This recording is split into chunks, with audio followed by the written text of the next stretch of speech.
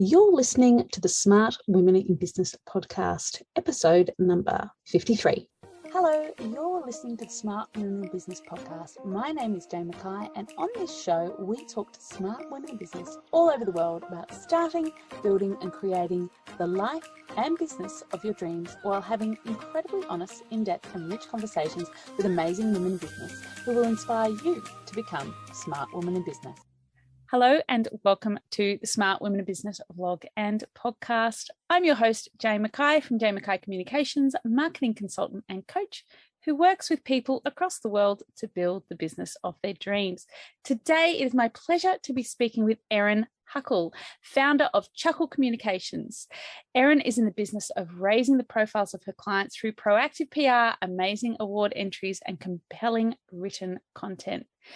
Erin works with innovative, ethical, and creative small businesses and leaders to find their voice and tell their stories.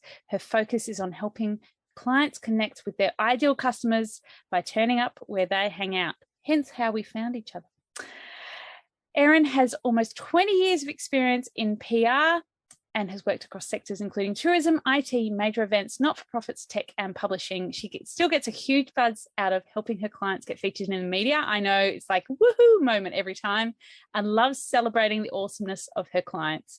Based in Wollongong, shout out to the gong, Erin is a mum to 3 very busy boys, and in her spare time, she loves any opportunity for a rare moment of peace. Good luck with that with 3 boys, ideally with her head in a book. Welcome, Erin. Thank you so much for having me. It's always a bit cringe hearing your own bio read out, isn't it? Now we know what we do to our clients. They're like, don't make me visible. Don't make me visible. Or like, here's your media kit. And they're like, oh, don't talk about myself in the third person. I know. That's why so many people do choose to work with me. They're like, I just can't do it. I can't write an award entry for myself without feeling absolutely pages. Yeah. People are like, I can't do it. I cannot write it. I even struggle. Yeah. It's a thing. It's a real thing. We're not into tooting our own horns in any way. So it's not just you, it's all of us professionals as well. So Erin, tell me about your business journey and how you got to where you are now. So, journey, that sounds so grand. Went to uni, came out, got a job. No. The end. My business, Chuckle Communications, has been running for just over 2 years. But as you mentioned, I've been in PR for nearly 20 years, which makes you feel quite old. And I remember my first job out of uni, we used to post out press releases in the mail. Fax them. And sometimes fax if we were really fancy. And I remember my manager at the time had this trick where instead of printing our press releases on white paper, we would print them on coloured paper because she thought it might help them stand out in the pile of... Or in the pile, yeah, you remember or if the journo's feeling lazy, they'd just go, yep, that one will do. Yeah, the one on the yellow paper, that'll do. Okay. So yeah, I've had a long journey, I guess, in terms of working in PR and communications. I've worked in Sydney and Australia and also in the UK, probably 50-50 with my career. But in start of 2018, we moved to Wollongong and I was the gong and I was pregnant with baby number 3 and we just moved here from the UK and I felt extremely unemployable at that point, which was fine. I was about to have another baby. There was no expectation that I would necessarily be working. But he came along and then I sort of floated around for about a year, just enjoying finding my feet in a new place. And then I started job hunting and just quickly came to realize, as I'm sure many mums who start businesses do, that it was really hard to find something that was family friendly, especially with 3 small kids. At that point, I think my eldest had just started school. And yeah, I was just really lucky that I made a connection through my mother's group here in Wollongong, who was in a similar place. And we kind of egged each other on, like, why don't we just go into business for ourselves? Like, why not? We've got nothing to lose. I couldn't find a job that was ticking all the boxes. And I thought, well, I'll just give it a go. I'll give it a year. And if it doesn't work out, then I'll go back and hit the Seek job board and see what I can find and perhaps sell my soul to working full time with 3 small kids. But happily, that didn't have to happen. And yeah, 2 years later, it's going really well. And I can't actually imagine working for someone ever again. just kind of I'm unemployable. Well, congrats. It's amazing because it's such a, like, I just want to tip my hat to any person that manages to raise their children, like be the primary carer and deal with school holidays.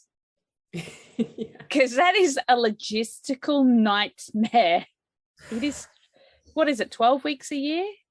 Yeah, it's crazy, isn't it? I mean, it's funny because I remember when my kids were really little, like when I first had my eldest son who's 8 now, and I remember thinking, well, imagine once they're all at school or once in school, I'll have all this time. But school is just such a, nasty trick that's pulled on us because school days are so short and school holidays are so long, and actually daycare is much more amenable to running. Yeah, daycare's great. I'm like, daycare, long business hours, 51 weeks of the year, I just think school is challenging, and especially when you're I'm married to a shift worker, I've got no family locally, so it's always a bit of a juggle. Oh, what a challenge. But I do try and get I kind of have been quite open with my kids about what I do and that I'm running my business, and I try and involve them a bit and leave mummy alone. The door's closed. Mummy's on deadline. I have a home office, but it doesn't have a door, and that was what I asked for Christmas. I was like, asked my husband, "There's not a door on my office. It'll be there under the tree. This giant door." Sadly, I just asked my husband for a RoboVac that also mops. Oh, wow. Hashtag mum goals. Yeah. But, anyway, this is our lives, because I don't have a cleaner and I've got 2 small children and I run my own business, and you're feeling me. Everyone out there's feeling me, I think. So in terms of so your business probably looks very different to how you started. We go into these things thinking we're going to do some things, and then we end up doing other things and we don't like those things. So tell me how it's evolved, and what were the signs that it was time to change for you? Because I love this is always different for everybody.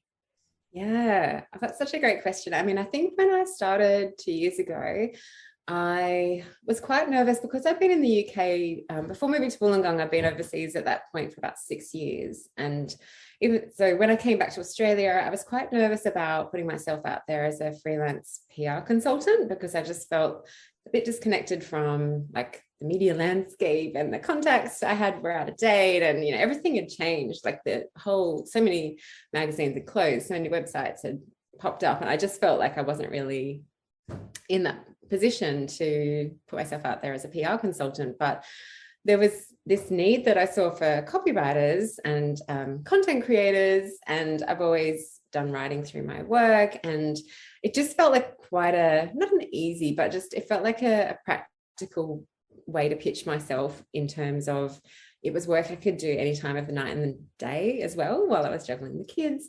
I guess like a lot of people when I started, I was just trying to be everything to everyone.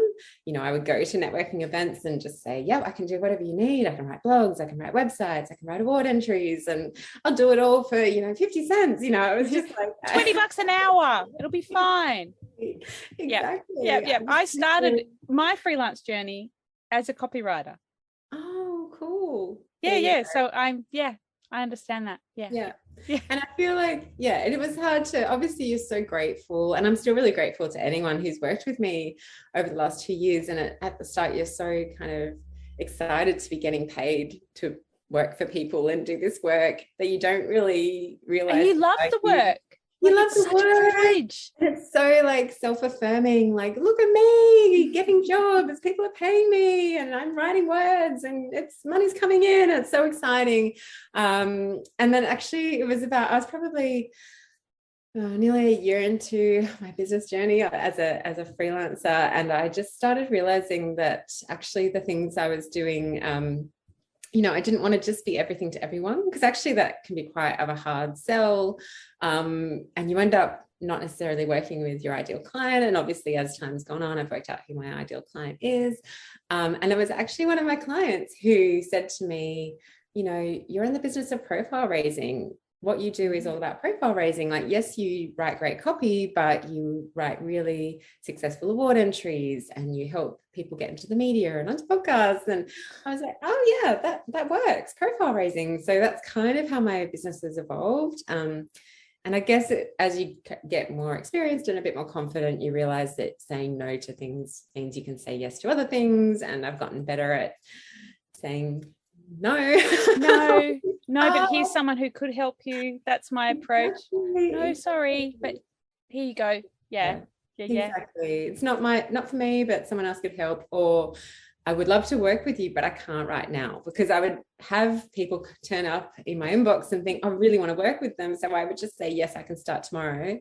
But it's also that idea that actually it's good to make people wait a bit. It makes them realize that you're worth waiting for and that you are in demand and that you're already busy with clients because you have a proper business. You're not just sitting around Netflix waiting for someone to call. There is this weird thing with freelancing where people either send you job ads because they think you're looking for a job, very kind of you, or you're waiting for clients, and it's like, well, generally we all have a waiting list. If you're good, if you've been in business for a while, you're obviously quality.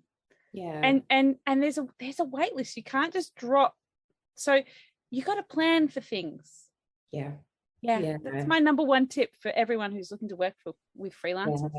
Plan for it, because we're not sitting here waiting for work generally. Occasionally. No. And it's hard when I do definitely have people pleasing tendencies. Like, I'm quite a yes person and I get excited about things. I want to say yes.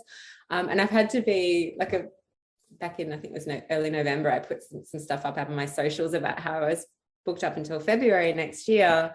And someone said to me, oh, like, that's really cool. And my husband was like, oh, why are you putting that out there? And I was like, well, it's partly to tell people that I'm not available, but it's also to keep myself accountable and stop me from saying yes. It's like people call and go, can you take this on? Yeah. Oh, that's weird, because I thought on your Instagram. Oh, yeah. I like that. Yeah. I think it's good to be a bit more accountable on those boundaries, and that's definitely been something that's changed in my business as well. And as you get busier, you need to be super firm on your boundaries, because burnout is real and happens you slip into it quite easily, and because you're putting so much pressure on yourself to show up and be the create the hype, do the thing, be there for your clients, that if you just take on too much, it's just exhausting, especially balancing it all. And feel empowered to say no. It's fine. Definitely. And I think when I started, I had this idea in my head that if you ran your own business or were a freelancer, you had to burn the midnight oil every night and be working. The hustle culture. The hustle. And I was, the kids were young. I mean, they're still young, but they're even younger. And I would get them to bed, and then I would sit on the couch exhausted and like begrudgingly get my laptop out and, slowly tap away and think and just really resent it. And actually then I realized a big learning for me has been that I don't work well after about 5 p.m. My brain is just mush. I can't do it. Like, so I have a rule now. I don't work at night. No, I don't work at night. I work weekends. Yeah, I'll work weekends, fine if need, and I'll work for early in the morning. 5. Yeah. I'm often up really early. My husband, I'm building a website for my husband's business, and I recently got a laptop. Never had one. I've always been like big setup, and I got it out the other day, and he's like, can you just show me how to do this thing on the website, blah blah blah. And then I've got the laptop, and then I've walked over to the couch with the laptop, and he went, oh, this is new. This shouldn't ask Janie to use the laptop after dinner, because I'm like, I've just got a little thing I need to sort out. He goes, no, because it's easy. I'm also fine. I've got this really easy workaholic tendency. It just sort of bleeds out, especially I reckon lockdown, because I had nowhere to go. There was no delineation in the day. There was no having to be done by school pickup. No, exactly. No. Aren't we naughty? Anyway, habits. I know. And it's hard because when I do genuinely love what I do. Yeah. Like, I really enjoy it and I love helping my clients, so it's not like I love the creative stuff and it's fun. I love different ideas and I love the execution of it. And it's just, it's stuff that you love. But I had to be quite firm with myself at the start of this year. Obviously, before I realized lockdowns were happening and things, but I had to sort of say to myself that the days that I am with my two younger boys, because I have 2 days a week where, I'm their primary carer, I need to be really present with them because I was just putting on ABC Kids and telling them to shush. And that's not really why I wanted to start my own business, So, I've been there. Oh, yeah. And it's hard because then you feel like you're not doing anything well. And yeah. Which leads me to my next question. How do you manage your life as an entrepreneur and all the other roles that we have to fulfill? Chef, cleaner, friend, wife, mother, all them, daughter, oh God. So many hats. Chief party organizer is me today, but anyway, yeah. Oh, right, nice. It is a juggle, isn't it? It's funny. I have a client who I was watching an IG live they did recently, and they were talking about how they hate the word balance, and I was like, yeah, that's so true. Like, there is no such thing as balance. It's more about like the kind of blend of what you're doing at any one point. But I guess it just comes down to feeling more confident around like what you're doing and why you're doing it, and being able to say no in business has also helped me sometimes say no outside of business to things. And I guess lockdowns helped us with that a bit as well. Like, we don't have to say yes to all the things. But yeah, I probably have a bit too much on my plate at any one time, which is probably normal when your kids are young and you're doing a lot of the things. All the things. See, all our things have dropped away in lockdown. We have no after school anything. Oh, we've got taekwondo, but like it used to be swimming and soccer, summer soccer and this and that. And if we were out 4 nights a week, I was exhausted and the kids were exhausted. Yeah. You're trying to do all the things for them, make their life as rich as possible. And sometimes all they want to do is come home and sit on the couch and watch Netflix. I think that's it, isn't it? I think I've definitely been guilty of over scheduling my kids' lives and my own. And my own. Because again, it's like you get that FOMO. I don't want to miss out. I don't want them to miss out. And they want to do all the things. They want to do the things. And I love, like, my eldest really loves doing all the things and he wants to say yes to everything. And he does a lot of activities. But, I think with the younger ones, especially, like I used to, I do still love planning play dates and things when I'm off with them. But, often like for me to sit and play Lego with them for half an hour, that's their day made. Like they just want my attention and my focus, like the really simple things. And I guess that was another lockdown lesson. It's like, it doesn't have to be an outing to a zoo. It can literally just be looking for worms in the garden and playing a game. Doing some drawing on the cement outside. Like they're so easily pleased. We made it really complicated. But it turns out they just want to chill and hang and do fun stuff. But exactly. But there's so much pressure on us to like make sure that your kids are having this rich and fulfilled life, and they're socialized and they've got their gross motor skills and their fine motor skills, and you're teaching them to read, and it's like, oh my God, like how much pressure are we under? They're well fed. Oh my gosh. It's crazy. I know. It's funny, isn't it? Because I feel like sometimes I'm creating these monsters. Like I love these monsters, but I love my monsters. It's almost like sometimes they're like, I often hear like, I'm bored. I'm like, well, I'm bored. Okay, it's good to be bored. Like my husband says, only boring people are bored. I say that to my son all the time, and it drives him mad. So we say it more. And then I was nagging him about something the other day and he said, "You're no fun, Mum." And I said, "I'm not here to entertain you." Don't make your boredom my problem. Exactly. Go and find a way to fix it. Apparently you've got a million toys because they're all over your bedroom floor. So why don't you go and clean up? That'll be fun. And then they like skulk off. Then she might not mention cleaning up my room again. Exactly. You shouldn't have told Mum I was bored. It's hard. I definitely think like the whole feeling of overwhelm, it sort of definitely pays to come back to like why you're doing what you're doing. And for me, it was like, well, the whole point of me running the business was so that I could be more present with them. So if that means saying no to more clients so that I can have a bit more time with them, yeah, that's all good. Yeah, that's all good. And that's how you create the balance. Yeah, walk that tightrope.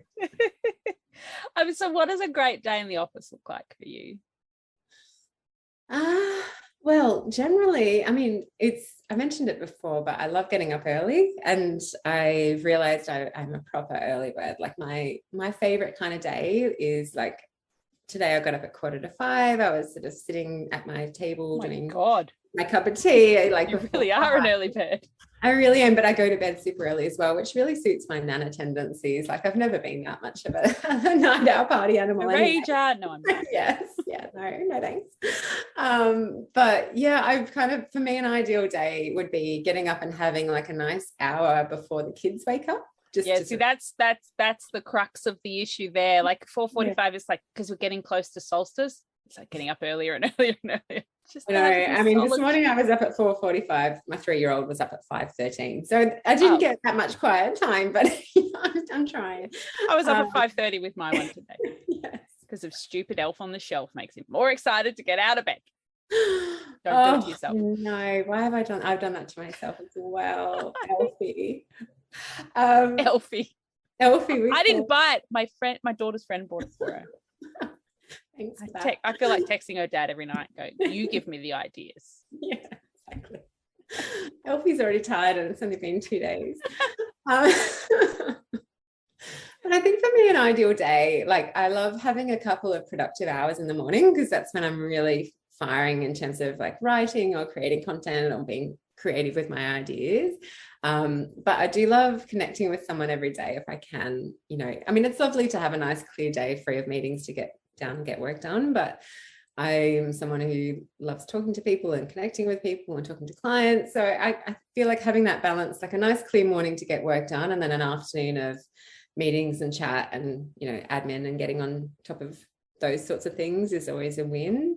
And now that lockdown's finished here and we're in Greater Sydney and Wollongong, just like even yesterday I got to go along to the She Will Shine coffee morning and actually meet with people in real life, and it was so nice. I just love that kind of thing as part of my work day. It feels like such a treat.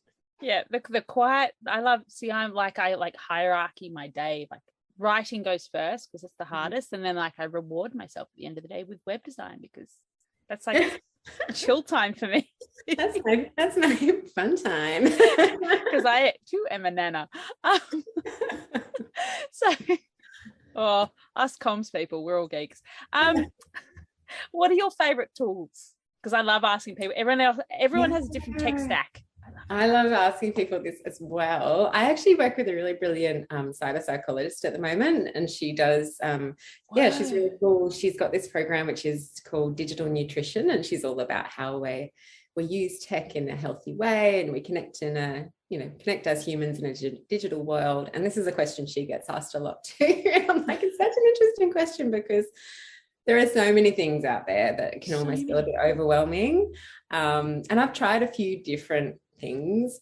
At the moment, I've come back to Trello because I'm juggling quite a few PR clients, and I'm loving that I can have a board for each of the clients I'm working on and share that with them. And in that board, we can have, the podcasts that they're going to be speaking on, the upcoming media opportunities that are confirmed or the ones that are in the pipeline, and deadlines. And it sort of means we can collaborate, but it's not too complex. Like I quite like that it's quite visual. And then I've also recently discovered Notion. I don't know if you've used I don't know Notion, but I'm living in ClickUp at the moment. ClickUp is my brain. ClickUp, okay. Yeah, I've heard good things about that.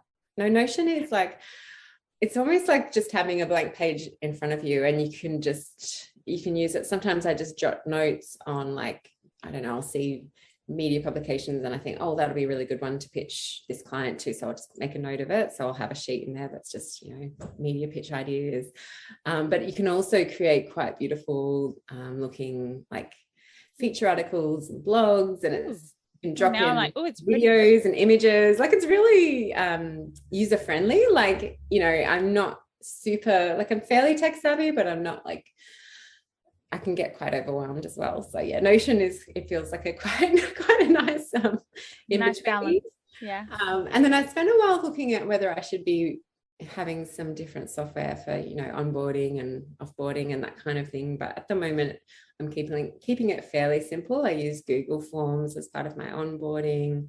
And I've got friends who use things like Dubsado, but I don't feel that I need that at this point. It's another tool. It's another login. It's another thing you have to check. I just use Google Docs for my onboarding. I'm like, here, have a Google Doc. Tell me about yourself. Yeah. I'm finding that's working really well. So I'm like, if I can keep it simple, I will. And I don't want it to feel overwhelming or hard for my clients either, because often the reason they've come to me is that, it's not that they can't, a lot of what I do, they could probably do for themselves if they had the time and the inclination and the energy, but they just really want to outsource it to someone else so that it gets done. So if I then come back with a really complex onboarding process, like that just becomes another too hard basket. Yeah. It's just not going to get done, and it's hard, isn't it? So trying to keep it really simple for them as well as for me works. Yeah. And I'm all for, I was talking to someone yesterday, and we're talking about like the basic bootstrapping.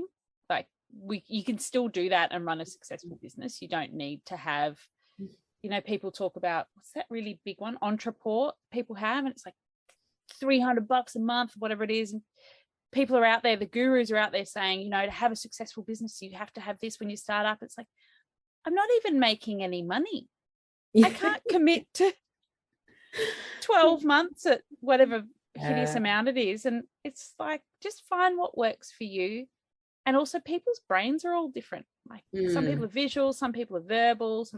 Anyway, I find it really interesting. And that's why I like that question, because so many people get told different things and recommended different things. And that's why I always ask, because I've never heard of Notion. Now I want to go and check it out. It is a really good one to check out. But I think like you can kind of get so bogged down in being overwhelmed with all the things out there that then you're just paralyzed by choice and you do nothing. So you sit there researching for hours instead of doing the actual work. Exactly. And so often it's the most simple things that are the most effective. I've been recently talking to a few clients about LinkedIn, because I'm like, for whatever reason, they're not active on there, and they love doing things on Instagram, and who doesn't? It's pretty and sexy, and it's sexy, but LinkedIn's not cool or sexy, but it actually is really effective. So I have been known to call it the middle-aged white man of social media. Sorry, middle-aged white men in my life. Which is why more of us need to get on there and shake that up. But yeah, we need to be like doing it proud, because LinkedIn is such a powerful tool. Unbelievable, but it's the bottom of the pile. Like people always go, it's Instagram, it's Facebook, but if you showed up on LinkedIn as consistently as you showed up on Instagram, exactly. You might not be as cool. No, but it's of all the platforms, it's the one that consistently turns into work.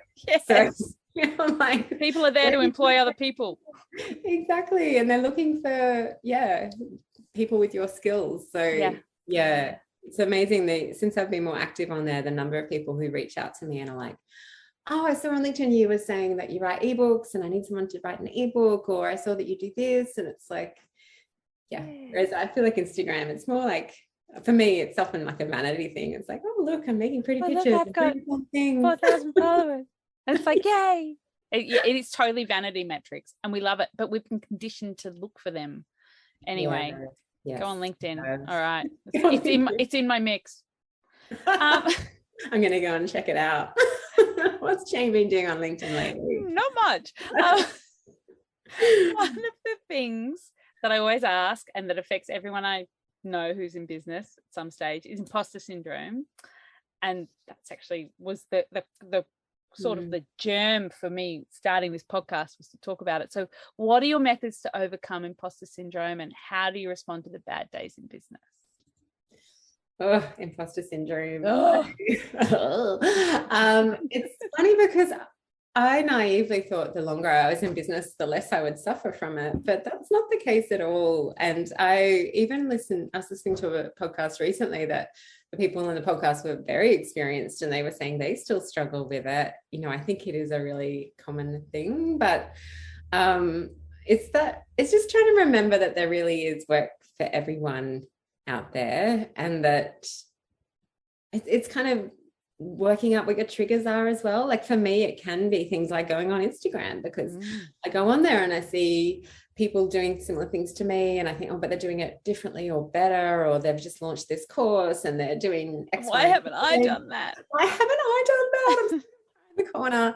And, obviously I think we're getting a little bit more savvy as time is going on, that is just the highlights reel. Like obviously we don't see the 6 failed course launch attempts before that one, or, the fact that they have been eating baked beans for dinner for a whole week or whatever it is. Like we only see the highlights.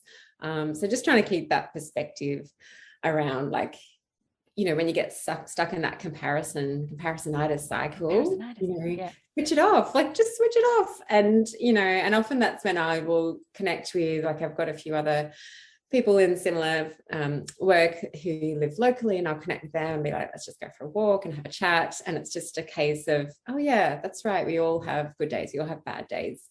And trying to remember where you've gotten to as well. Like the Erin from 2 years ago wouldn't have quite believed that I could be doing, like, working with the kind of clients I'm working with now and achieving the results I'm achieving, So actually just taking that moment to think, rather than focusing what everyone else is doing and feeling like you don't belong here, just think, well, actually look at the good things, And I know some people have, like, keep little files of, great feedback they've had from clients. Oh, I do. I love it. Yeah. One of them sent me a letter the other day and I cried. Yes. Oh, that's so nice. I'm like, oh my God. They sent me a whole hamper and a letter, and I'm like, oh my God. I didn't tell them I cried, because then they would have felt bad. But she's probably listening to this podcast. Happy tears. My clients, and I'm so proud of them when they show up and do the work, and I'm like, oh my God. Anyway, but you made me cry. Yeah, just sort of remembering what you're doing, who you're doing it for, and actually them, you are making their lives easier or better, or helping their businesses. And I guess it's also remembering that, I've another copywriter I know, she often says that, rather than beating yourself up because you feel that you haven't necessarily given them, award-winning writing for their blog or whatever it is you've just written, like, just remember that, it's probably something that they never would have gotten around to doing for themselves. It's probably still 10 times better than what they could have done for themselves. They're still really grateful that you've done it, even if you feel like it's not your best work or was done in a bit of a rush. I should have put that comma there. Yeah. I think because it is that focus on detail when you're a writer as well, like everything has to be right, that we forget that they're not looking at that. No. Like I sent a blog post to a client recently. It was a long one. It's like 1,500 words. And I sent it to them. I got about like 45 minutes later, and I just get the phone call. Wow. And I'm like, oh, okay, cool. Oh, sorry, I made that typo on blah, blah, blah. And they're like, what? Okay, I'll go back over here now and remember every error I've ever made in my copy. Or I used to make that mistake of thinking that silence meant disapproval, but actually it normally just means either yep, great, or publish, I'm really happy, or I'm really busy. Where it's not that they've received it and thought this is not even worth the piece of paper it's written on. Weird. Our brains. And I think it's very much a creative thing as well, because there's no right or wrong answers. Yeah. We take a brief, we interpret it, then we write. And I have one client, I always say to him, I always read your copy back in my head in your voice, which makes him laugh. But but it's hard because it is so subjective, and have we met the brief? But you get better. You do. Yeah, you do. I think you're better at taking criticism, I should say. Better at taking criticism and taking it as feedback. And, it definitely has helped me improve the way I work, getting feedback from clients over the years. But I've also tried to get better at managing expectations, like sometimes, so when I do send a first draft of something, I usually say something along the lines of, this is a first draft. It is a starting point. Don't nitpick for typos at this point. It's more about checking it's heading in the right direction, or if it's not heading in the right direction, I'm fine with that. It's your constructive criticism. Exactly. I won't take it personally. Let's have a chat. Let's have a conversation, because I think it can be as hard for them sometimes feeling a bit worried about giving you that feedback. And hurting our feelings. Our feelings no longer get hurt. Exactly. No, we've got the skin of an elephant. It's not personal. We know this. Yeah. Exactly. One person's wow is another person's okay. not quite what I was expecting. Yeah. So you gotta roll with it, don't you? And that is, I think, the key to being in business for yourself is understanding that the criticism's not personal. And if they're trolls, just delete and block. But that's a whole different kettle of fish. But yeah, I love that we evolve to be better at dealing with imposter syndrome. Yeah. I think that's it. Like acknowledging that it will probably never fully go away, but that you're probably just going to get better at realizing what it is and dealing with it and living to work another freelance day. And the bad days aren't, they're not going to kill you, you know? No. And now I find I don't have bad days. Like one little thing used to derail me for a whole day. And now I'm like, okay, bad 5 minutes. Okay, done now. Let's move on, you know? And apologizing. I think that comes with maturity though. I'm sorry, I made a mistake, which I don't think, which really disarms people. Like, oh, okay, cool. Let's move on. Yes. Where to from here? Yeah, it's always a two-way exchange, isn't it? Definitely. And I feel like it's funny because when I started out freelancing, I felt like I had to kind of give this impression that I worked 9 to 5 at my desk without any disruptions from my life. And I tippy tappy, you know, and it's like, if anything, working through a pandemic has helped us all realize we're all just humans and pretty much everyone has something other than work in their life, even if it's their cat, even if it's their elderly cat walking in front of their Zoom. I was on a meeting the other day and this cat just exactly, and it's like shushing its tail. Yeah, and it's okay. We're all just people, and it's okay that we can, you know, I think I've gotten better too, that when I first started and the kids were little and, you know, they'd be home from daycare because they were sick or whatever, and I'd feel like I had to pretend they weren't there. Yeah, whereas I don't have children. What was that noise? Nothing. Nothing. What's that? Just my children trying to kill each other. I'll be like, hang on. Let me just shut the door. Hang on, I don't have a door. Just getting a door for Christmas. Exactly. But now I'm like much more open around saying to people, you know, no, I can't meet at that point because I have to take my children to swimming lessons, or no, I'm going to have to postpone because my son's sick, or whatever it is. And I feel like there's a lot more, like maybe it's just me, but I feel like it's much more accepted and acknowledged that I think post-pandemic, yes, everyone's like, yeah, cool. Like, and if your kids are on in the background of your Zoom, like that's fine. Everyone's used to it now. And that's one of the real positive things is what I love about all the Zooming and all the you get to meet people's kids or jump on a Zoom, you get to see people's houses. Like I love that because as you said, we're all just people getting to know other people. It's really been, that's a fun aspect of the hell of the last 2 years. Yeah, exactly. Let's focus on the fun parts. Let's focus on the fun stuff. So you mentioned we're both in She Will Shine. You mentioned you got to hang out with some shiners the other day, as they call each other. Yeah. How do you maintain your sense of community outside? That's quite a small little group that we've got there, but yeah. No, it's funny because I think it's really important to me to have that sense of community. And up until starting Chuckle Communications, I'd always worked in fairly big teams, and I'd always thought I don't want to work for myself because I love being around other people and I love bouncing ideas off people and I love being part of something other than just, you know, I thought working for myself would mean just being at home in a cave on my own, isolated, watching the washing dry on the line or whatever. But actually, like, yeah, community is really important. And I'm quite lucky, like in Wollongong, I've connected to some local networking groups, and then I'm part of some national networking groups like She Will Shine. And I'm quite open to just, like, especially when I started out, I would just reach out to people who I'd found on Instagram or wherever and say, oh, I'd love to connect, or maybe we could meet for a chat, especially if I knew they were local. And especially if I knew that they were maybe a mum also working from home alone, because we're all kind of in the same basket. And I've made a really good friend who's a local photographer through doing that kind of thing, and we now kind of collaborate on lots of work together, and she's become a really great kind of colleague, I guess. But yeah, I think you kind of have to go out there and create communities for yourself.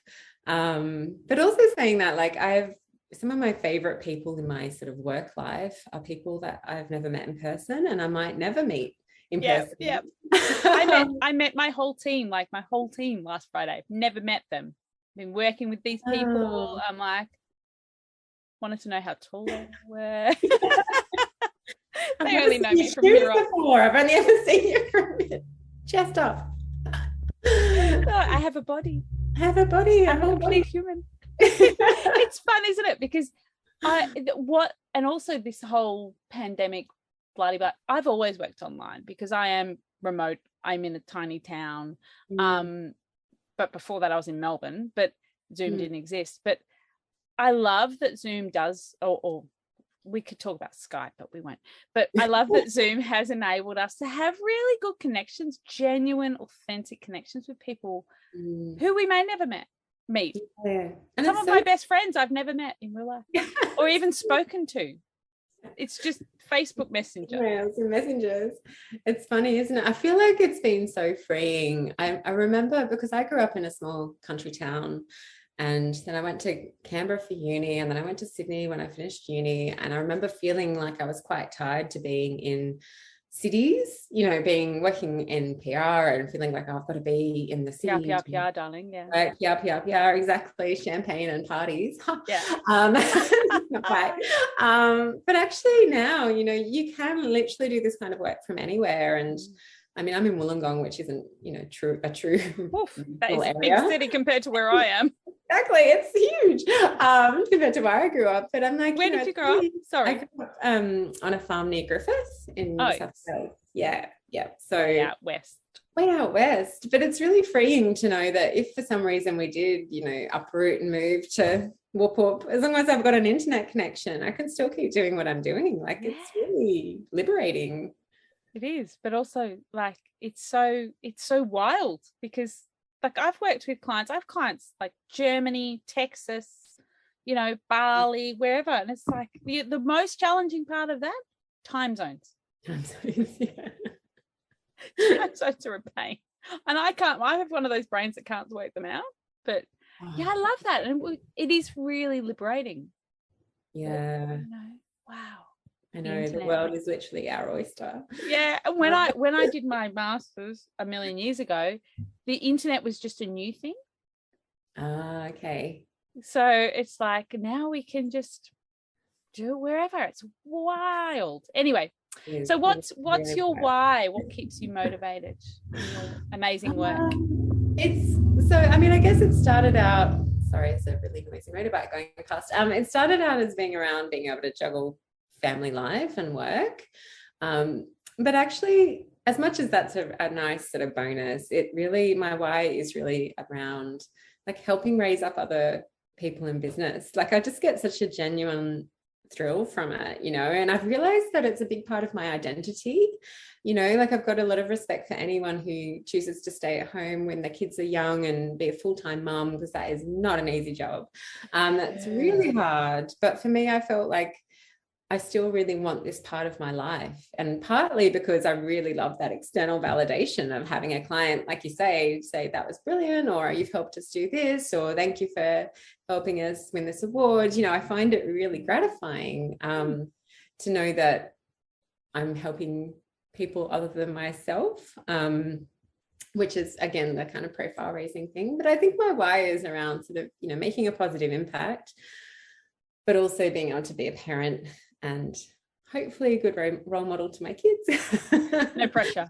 No pressure. Letting them be bored. Yeah, it's fine, darling. Sort it out. Yeah. You'll be fine. Go make your own snacks. Exactly. It's funny because I got my 8-year-old to make his own lunch for the first time yesterday. My 7-year-old can make an omelette. It's amazing. Oh, sorry, not an omelette, scrambled eggs. Haven't quite good. But I'm like, that's so good. Life skills, buddy. Life skills. I know. You can't open a banana, but I know. Well, yesterday he's saying to me that he was basically complaining about the lunchbox I'd made him the previous day, that he didn't like that kind of sandwich. And I said, well, do you want to make your own lunch?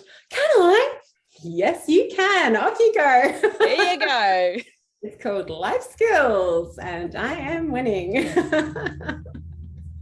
I'm like, anytime between now and the end of the year that you want to tuck shop lunch, we are on. Yeah. Minimize it all. I love it. Yeah. So other than teaching your kids life skills, what are your top tips for all the smart women and men? Turns out we've got a male listenership. Hello, boys.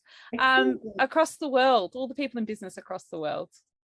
Oh, wow. Worldwide, the tips. Yeah. I guess it's just not be afraid to show up and be yourself. I think we can get in our own way so much. I think obviously we're our own worst critics. We feel cringy when people read out our bios. It's ridiculous, because so often the people you think are looking at you and looking for all of your flaws and are either not looking at you at all, or if they are, they're looking at you and thinking, what a legend, look what they're doing. They're really impressed by you, and you're probably triggering their own imposter syndrome or comparisonitis at the same time. But, I think we just need to remember that there's room for all of us. And actually, I think when I started out, everything I was putting out there was just so safe and vanilla. It was pictures of hands on keyboards, and it was quotes about writing, which, that's just kind of dull and whatever. Maybe that's, for some people that might work, but I actually think just showing up in a more, I know it's overused, but authentic way that's really helped my business take off, because I'm not like saying that I'm out there, dancing on tables and dyeing my hair all colors of the rainbow to really stand out, but I just try and show up and be myself, and sharing videos of myself talking about things or celebrating my client wins, because someone pointed out to me at one point that like earlier in the piece I was never talking about the wins I secured for my clients, whereas actually that's what I should be doing all the time. Because but it's like, I don't want to be a show off. Exactly. It's like we're getting in our own way, and I just think we kind of need to just embrace that show off aspect, it's so hard. It's hard. It's really hard, but I just think why we outsource it. It's true. Like we're having a conversation in the She Will Shine copywriter chat the other week, and it was about how all of us need someone else to keep us accountable to actually do our own content marketing, because we're so busy doing it for other people. It's like 100%. I haven't published a blog in so long, and I haven't. Don't look at my socials. Don't look at my website, and it's so much. It is, for me, I find it easier to do it for other people. But I think if you can just embrace the discomfort, it's like anything, the more you do it, the easier it gets. I've got a sort of someone I know, I was going to say a friend, I've never met her, but Kate Merriweather, I don't know if you know her. Yeah, but she's been really great lately in showing up on LinkedIn consistently. I think she's been posting a video like every day, maybe. Every day. And her hair always looks amazing. Oh, she's got amazing hair. And she's great at just kind of showing up and being really real and sharing amazing tips, but also sharing her own, ups and downs along the way. And she did a bloopers reel recently, which was just hilarious, because I was starting to think, oh my gosh, she's so polished on camera. But actually, obviously there are outtakes like there are with anything in life, The more you do it, the easier it gets. Yeah. Which, I'm sure you've done how many episodes of your podcast now? It's probably... This is 53. Wow. That's amazing. Yeah. Oh, thanks. Yeah. Pandemic year did not help, but it's real, and it's one of the great, like, I used to get so nervous, like not sleep the night before, nervous if I had to interview someone, and now I'm like, it's like the funnest thing I do all week. I love it. Get to have a chat with someone interesting and learn things about people. It's so good. I love it. Yeah. So Erin, my love, how can people find out more about you and your work? So if you Google Chuckle Communications, you will find me. I have a website. I'm on Instagram and Facebook and LinkedIn. The sexiest platform. So yeah, I'm generally quite active and out there. I'm always happy to have people send me an email out of the blue. As I've already mentioned, I am booked up for the next few months, but always happy to have a conversation with people about what they might have in their plans for the long term. It's funny because I feel like in my head, I'm already sort of working in March and April next year, because a lot of the longer lead stuff I do is sort of for around then. So it's kind of, I feel like being in business sometimes makes the time fly way too quickly. But... It does. I've lost September, October, and November of this year. I don't know what happened to them, but they're gone. I know. I nearly got caught out yesterday with it being, I don't know if I'm allowed to say it, but it was the 1st of December yesterday. Oh yeah, you can say it. Date this too much, but I was at swimming lessons, and it was only that I was chatting to a friend, and she said something about her advent calendars, and I was like, I haven't got anything like that. Elf on the shelf. Elf on the shelf. Where's the elf on the shelf? How is it December? No. It's my daughter's birthday tomorrow. Oh my God. She's 11. Does anyone want to borrow her for the next 6 years and just return her when she's amazing? Yeah. Anyway, that's getting into the real. We're right there. It's really fun. So think of me this weekend when I've got 10, 11-year-olds over for a sleepover. Oh wow! I hope you get a nap at some point. I do it every year. I don't know why. She loves it. Well, thank you, Erin. It's been a real pleasure chatting with you today. Thank you so much. It's been the best fun I've had all day. Thanks for listening to the Smart Women in Business podcast. If you'd like access to the show notes, please visit my website, jmackaycommunications.com.au/blog.